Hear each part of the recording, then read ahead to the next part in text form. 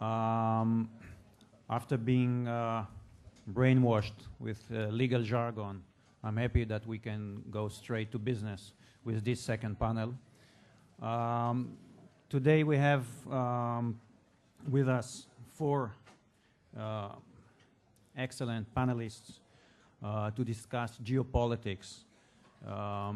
You all know that in this country, everybody, not only the taxi drivers, are experts on geopolitics, but today we do really have experts that will take you into some of the most fascinating or troubling aspects of exploitation and production of natural resources in our region. Our panelists are our friend and colleague, Dr. Amit Mor, CEO of Eco Energy, a long-time figure and keen expert on Israeli energy market.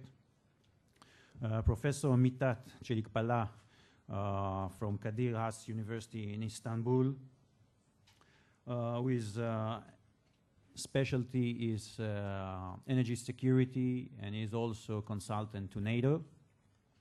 After him is Dr. Rem Kortweg from the Hague Center for Strategic Studies, a strategic analyst that, not being representative of the EU, I hope that he will be free to really represent EU thinking and possibilities.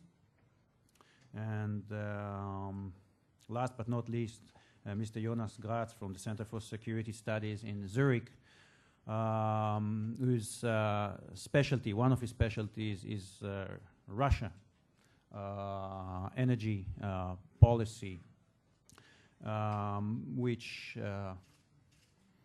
everyone who deals with this issue has some question marks, and perhaps you'll be able to remove some of those question marks with regard to the Russian posture. Before we start, I would like to just to throw some figures to keep it interesting. Last year, we made some fun exercise with trying to evaluate the value of the potential of natural gas according to the USGS report of 2010, which stated a possibility of finding 122 TCF and 1.77 billion barrels of oil.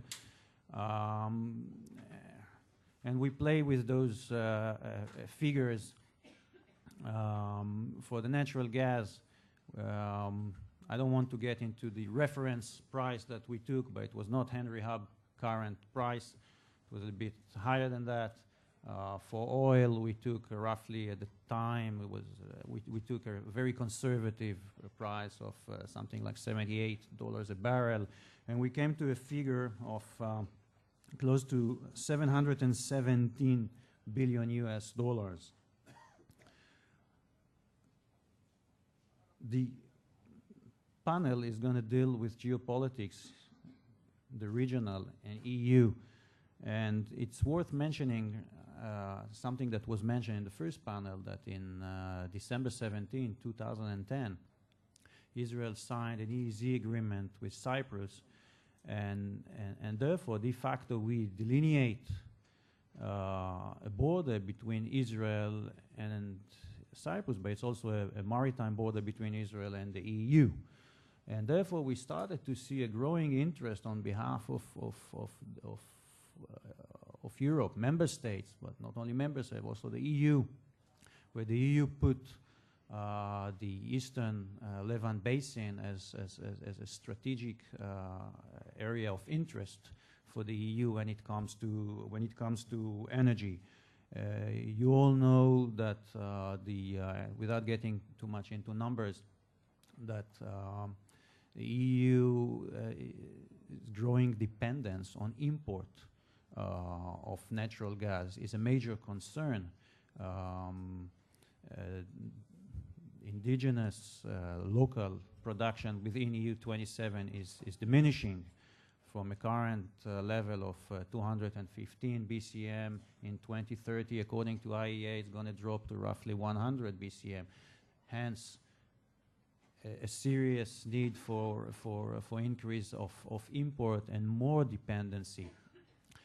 And this is something that I would like you, some of you, hopefully all of you, take into consideration when you're looking on Europe.